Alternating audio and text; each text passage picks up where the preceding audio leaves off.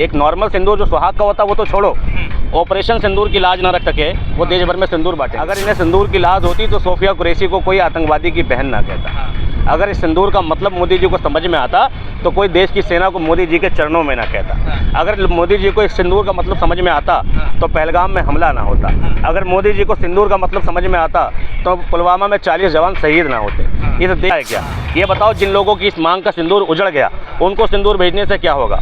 अच्छा होता पाकिस्तान के लिए जो तुमने कहा था कि एक सर के बदले 10 सर लाएंगे, वो ले आते तो ज़्यादा बेहतर था। अच्छा होता अगर तुम पाकिस्तान आज हमारे भारत में कब्जे में होता तो ज़्यादा बेहतर था। इस देश में मोदी जी के साथ देश की जनता खड़ी थी, देश की सेना खड़ी थी, देश के लोग खड़े थे, विपक्ष की पार्टियां खड़ी थी, उनकी अपनी पार्टियां खड़ी थी, और पूरी दुनिया में ये डंका बजने की छाती ठोकने वाले मोदी जी जो कह रहे हैं कि मोदी के नेतृत्व में पूरी दुनिया में पहचान मिली है, इतना तगड़ा समर्थन था, इसके बावजूद इस देश में सीज फायर की नौबत क्यों आ गई? अमेरिका ने सीज फायर क्यों करवा दिया? और करवा दिया तो हो कैसे गया? पाकिस्तान के इस्लामाबाद में तिरंगा क्यों नहीं फहरा? पाकिस्तान के कराची में तिरंगा क्यों नहीं फहरा? सिंदूर तो मिल रहा है घर घर। सिंदूर मिलने से क्या होगा? पाकिस्तान के आतंकवादियों का सर चाहिए, पहलगाम के जो 4 आतंकवादी उनका सर चाहिए, क्यों नहीं मिला अभी तक? और ऑपरेशन सिंदूर को जिस महिला ने लीड किया, जिस कर्नल ने लीड किया, सोफिया कुरैशी, उस सोफिया कुरैशी को आतंकवादियों के बहन कहने वाले व्यक्ति के नाम फांसी का फंदा चाहिए। देश की सेना की आर्मी को गाली गलौज कर दो, देश की आर्मी को अपमानित कर दो और उसके बाद देश भर में सन्नाटा छाया रहता है। भाजपा का कार्यकर्ता आएगा तो सिंदूर छोड़ो, वो नोटों की गड्डियां भी लाएगा तो जूता पड़ेगा। देश की आर्मी से अगर कोई आता है तो वो हमारे लिए अगर तलवार भी लाएगा तो उसके लिए गर्दन हाजिर है। ठीक है, मोदी का सिंदूर उसी को स्वीकार्य होगा जिसके लिए देश मोदी है, जिसके लिए मोदी की भक्ति देशभक्ति है। हमारी नज़र में हमारा देश मोदी से बहुत बड़ा है, मोदी की भक्ति देशभक्ति नहीं है। जिस तरीके से प्रधानमंत्री ने ऐलान किया कि घर घर सिंदूर पहुंचेगा, ऑपरेशन सिंदूर हुआ, लेकिन अब महिलाओं के सम्मान के लिए घर घर सिंदूर पहुंचाया जा रहा है, कैसे देख रहे हैं आप? मोदी जी के जो ऐलान है ना वो रात दिन चल रहे हैं और मोदी जी के ऐलानों का जितना इम्पैक्ट पड़ना चाहिए था वो पड़ नहीं रहा है। मोदी जी का एक ऐलान और होना चाहिए और वो शायद दिल्ली के लाल किले से होना चाहिए। अब की बार 15 अगस्त आने वाला है, वो लाल किले से एक है कि मैं इस्तीफा दे रहा हूँ। सिंदूर पर ड्रामेबाजी बंद कर दें। सिंदूर की कीमत मोदी जी जानते ही नहीं। एक डायलॉग था ना कि एक चुटकी सिंदूर की कीमत तुम क्या जानो रमेश बाबू, ठीक वैसे ही एक चुटकी सिंदूर की कीमत तुम क्या जानो मोदी जी। अगर सिंदूर एक नॉर्मल सिंदूर जो सुहाग का होता है वो तो छोड़ो, ऑपरेशन सिंदूर की लाज ना रख सके वो देश भर में सिंदूर बांटेंगे। और अभी तो मुझे ऐसा सुनने में आया है कि इन्होंने वापस भी ले लिया ये फैसला कि अब नहीं बांटेंगे। अगर इन्हें सिंदूर की लाज होती तो सोफिया कुरैशी को कोई आतंकवादी की बहन ना कहता। अगर इस सिंदूर का मतलब मोदी जी को समझ में आता तो कोई देश की सेना को मोदी जी के चरणों में ना कहता। अगर मोदी जी को इस सिंदूर का मतलब समझ में आता तो पहलगाम में हमला ना होता। अगर मोदी जी को सिंदूर का मतलब समझ में आता तो पुलवामा में 40 जवान शहीद ना होते। इस देश में हर साल कुछ ना कुछ घटना घटती है, पाकिस्तान के नाम का रोना रोया जाता है और उसके बाद हमारे देश में नौजवान और जवान और देश के आम सिविलियंस की हत्या कर दी जाती है आतंकवादियों के माध्यम से या किसी भी माध्यम से। उसके बाद देश में देशभक्ति का ड्रामा रचा जाता है, उसके बाद वोट समेटने की कोशिश की जाती है। फिर मोदी जी कहते हैं कि आपका वोट देश के शहीदों के नाम हो सकता है क्या? ये बताओ, जिन लोगों की इस मांग का सिंदूर उजड़ गया उनको सिंदूर भेजने से क्या होगा? अच्छा होता पाकिस्तान के लिए जो तुमने कहा था कि एक सर के बदले 10 सर लाएंगे, वो ले आते तो ज़्यादा बेहतर था। अच्छा होता अगर तुम पाकिस्तान आज हमारे भारत में कब्जे में होता तो ज़्यादा बेहतर था। इस देश में मोदी जी के साथ देश की जनता खड़ी थी, देश की सेना खड़ी थी, देश के लोग खड़े थे, विपक्ष की पार्टियां खड़ी थी, उनकी अपनी पार्टियां खड़ी थी, उनका अपना दोस्त डोनाल्ड ट्रंप जिसके लिए नमस्ते ट्रंप की योजना चलाई थी उन्होंने, और पूरी दुनिया में डंका बजने की छाती ठोकने वाले मोदी जी जो कह रहे हैं कि मोदी के नेतृत्व में पूरी दुनिया में पहचान मिली है, इतना तगड़ा समर्थन था, इसके बावजूद इस देश में सीज फायर की नौबत क्यों आ गई? अमेरिका ने सीज फायर क्यों करवा दिया? और करवा दिया तो हो कैसे गया? पाकिस्तान के इस्लामाबाद में तिरंगा क्यों नहीं फहरा?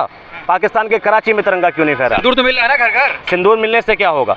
पाकिस्तान के आतंकवादियों का सर चाहिए, पहलगाम के जो 4 आतंकवादी उनका सर चाहिए, क्यों नहीं मिला अभी तक? और ऑपरेशन सिंदूर को जिस महिला ने लीड किया, जिस कर्नल ने लीड किया, सोफिया कुरैशी, उस सोफिया कुरैशी को आतंकवादियों के बहन कहने वाले व्यक्ति के नाम फांसी का फंदा चाहिए।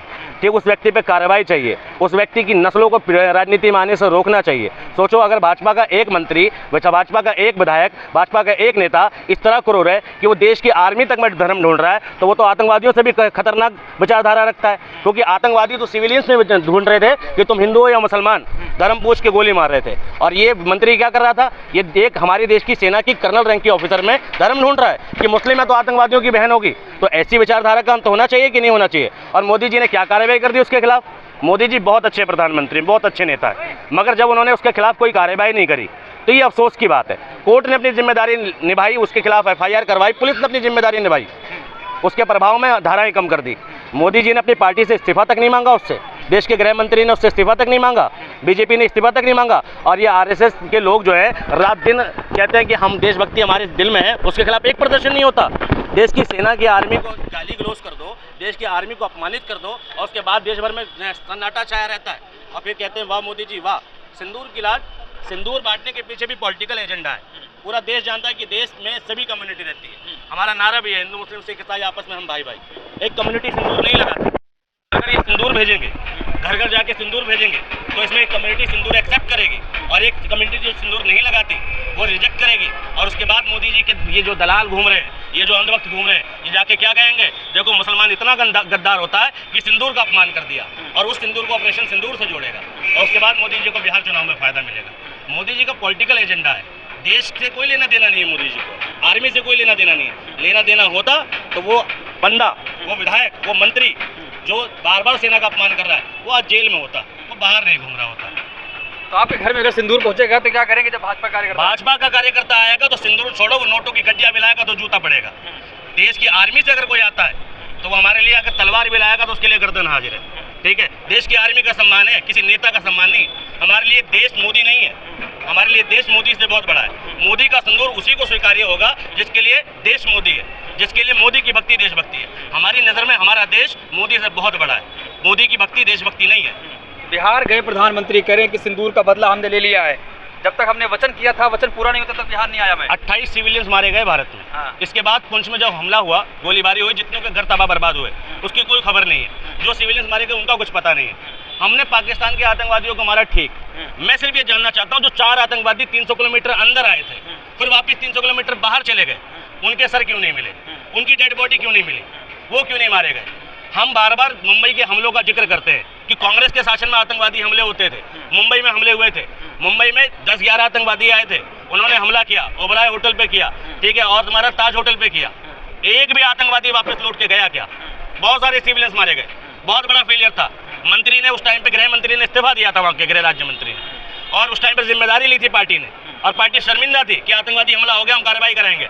जो हो सकता था उस वक्त तत्काल कार्रवाई हुई, ब्लैक कमांडो भी आए, वहाँ की पुलिस भी लगी, तोगाराम को गोली भी लगी, अजमल आमिर कसाम नाम का आतंकवादी पकड़ा भी गया। एक भी आतंकवादी वापस लौट के नहीं जा सका, जबकि मुंबई से समुद्र की सीमा नजदीक है, आतंकवादियों का भागना आसान था।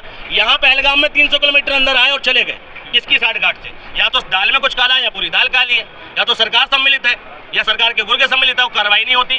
फिर चार्जशीट में पता नहीं चलता, पुलवामा का अटैक हो जाता है, 44 जवान शहीद हो जाते हैं, वोट भी मांग लिया जाता है, तुम्हारी सरकार भी आ जाती है, लेकिन जांच आज तक नहीं होती कि आया कहाँ से आरडीएक्स, वो 44 जवान को शहीद करने वाले आतंकवादी थे कौन? क्यों नहीं होती कार्रवाई? और फिर बाद में पाकिस्तान आतंकवादी करके तुम इस देश को गुमराह कर देते हो। मुंबई हमले में एक भी आतंकवादी लौट कर गया क्या? सिविलियंस मारे गए, बहुत सारे सिविलियंस मारे गए, लेकिन एक भी आतंकवादी को वापस जाने दिया क्या? नहीं जाने दिया ना, यहीं पकड़ लिया, यहीं मारा गया।